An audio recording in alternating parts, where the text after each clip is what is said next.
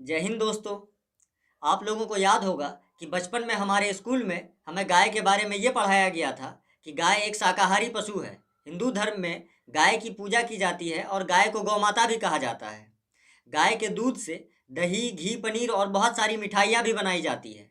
लेकिन बीजेपी के कुछ नेता पता नहीं देश के किस बवासीर हाई स्कूल के बकचोद मास्टर के पास पढ़ाई किए हैं, जहाँ उन्हें गाय के बारे में ये पढ़ाया गया है।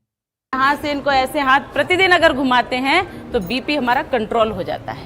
आपको मालूम है? गाय पे हाथ डालने से बीपी ये किसने बताया बताया आपको? ये साइंटिफिक है। इस आंटी का नाम है साध्वी प्रज्ञा और ये बीजेपी पार्टी से एमपी है। और इसका ये मानना है कि गाय पर हाथ फेरने से इंसान का बीपी यानी ब्लड प्रेशर कंट्रोल हो जाता है।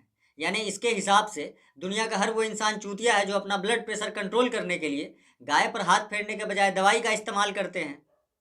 फिर तो इसके हिसाब से दुनिया का सबसे बड़ा चूतिया ब्लड प्रेशर कंट्रोल करने के लिए दवाई बनाने वाला साइंटिस्ट है। साइंटिस्ट गांड मरा रहे दवाइयां बना बना के। वैसे ब्लड प्रेशर कंट्रोल करने के अलावा गाय में और कौन सी खूबी पाई जाती है, ये आप बीजेपी के दूसरे महान नेता त्रिवेंद्र सिंह रावत से सुनिए। पशुओं में गाय एकमात्र ऐसा पशु है जो ऑक्सीजन लेता है और जो छोड़ता है वो भी ऑक्सीजन है। केवल एक पशु है।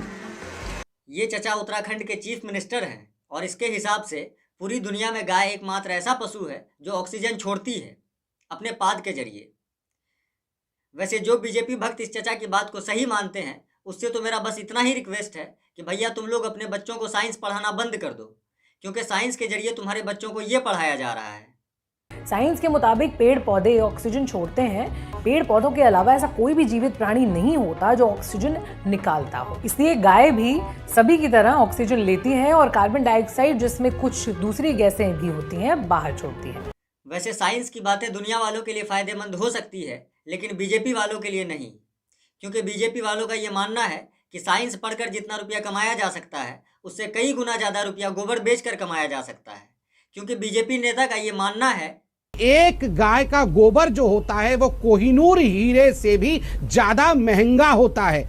अब अगर आप लोग ये जानना चाहते हैं कि गाय का गोबर कोहिनूर हीरे से भी ज़्यादा महंगा क्यों होता है, तो इसके लिए आपको हम बीजेपी के गोबर विज्ञान के महान वैज्ञानिक से मिलवाते हैं, जो आपको ये बताएंगे कि गाय के गोबर में ऐसी कौन सी खूबी पाई जाती है कि वो कोहिनूर हीरे से भी ज़्यादा महंगा होता है।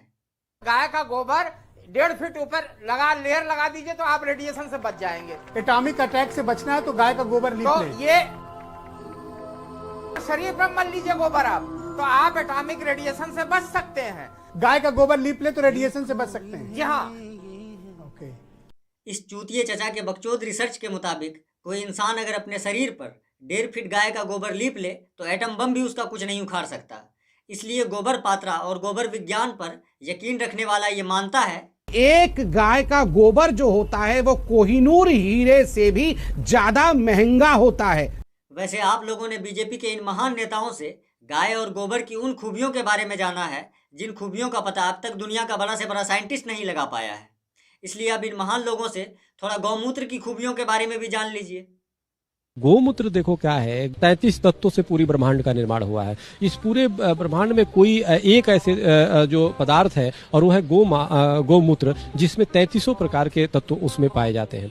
ब्रह्मांड का निर्माण कितने तत्वों से हुआ है इस बात का एग्जैक्ट पता ना तो पूरे दुनिया के भौतिक विज्ञान के वैज्ञानिक लगा पाए, ना ही रासायनिक विज्ञान के वैज्ञानिक।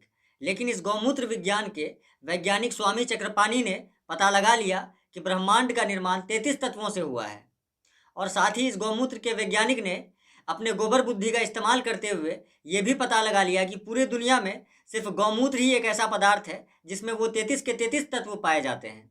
तो अब जरा ये सोचिए कि इस बवासीर बाबा के चूतिया अंधभक्त इस 33 तत्व वाले गौमूत्र का इस्तेमाल किन चीज़ों में करते होंगे। मेरे बच्चों को फीवर आता है तो मैं 2 ढक्कन गौमूत्र गुनगुने पानी के साथ 1 कप में और 2 गोली गिलोय की मैं उसको देता हूँ, साथ में वो ठीक हो जाता है। ये चूतिया भक्त अपने बच्चे को बुखार आने पर 10 रुपए का पैरासीटामोल खिलाने के बजाय गौमूत्र पिलाता है। फिर तो पक्का इसका बच्चा इसको बुखार आने पर पापा बोलने के बजाय ये बोलता होगा, अबे! वैसे बुखार तो बहुत छोटी मोटी बीमारी है। बीजेपी के नेता तो गौमूत्र के जरिए कैंसर तक ठीक होने का दावा करते हैं। गौमूत्र जो है, मैं कैंसर की पेशेंट, मैंने गौमूत्र से और पंचगव्य से बनी औषधियों से अपने को ठीक किया, अपना कैंसर ठीक किया है। आप कह रही हैं कि गौमूत्र खाने से आपका कैंसर चला गया। हाँ। अगर सच में गौमूत्र के जरिए इस आंटी का कैंसर ठीक हुआ होता तो आज हमारे देश का डॉक्टर अपने कैंसर पेशेंट को कीमोथेरेपी देने के बजाय गौमूत्र का इंजेक्शन दे रहा होता। वैसे मेरे इस वीडियो को अगर बीजेपी का कोई पढ़ा लिखा नेता या पढ़ा लिखा अंधभक्त देख रहा होगा तो वो भी इन लोगों की बकचोदी सुनकर मन ही मन यही बोल रहा होगा, मारो मुझे, मारो मारो, मैं माता चोद हूं जो इसमें आया। दोस्तों, बीजेपी नेताओं के गाय गोबर और गौमूत्र विज्ञान के इस चैप्टर को यहीं पे ख़त्म करते हैं और मिलते हैं अगले वीडियो में किसी नए चूतिए के साथ। अगर अब तक आप लोगों ने भाई के YouTube चैनल वली अहमद ऑफिशियल को सब्सक्राइब नहीं किया है तो सब्सक्राइब कर लीजिए ताकि अगले वीडियो में फिर से मुलाकात हो सके। मिलते हैं अगले वीडियो में, तब तक के लिए जय हिंद। सरकार से भी मांग करते हैं कि एयरपोर्टों पे शराब की दुकानें हटा करके गोमूत्र रखिए, गोबर रखिए। जो भी बात विदेश से आता है सबको गोमूत्र पिलाना अनिवार्य करिए और गोबर लगाइए। जनता को आप मूर्ख समझना बंद कर दीजिए। इस प्रकार की बचकाना बातें किसी के गले नहीं उतरती, लोग मजाक उड़ाते हैं।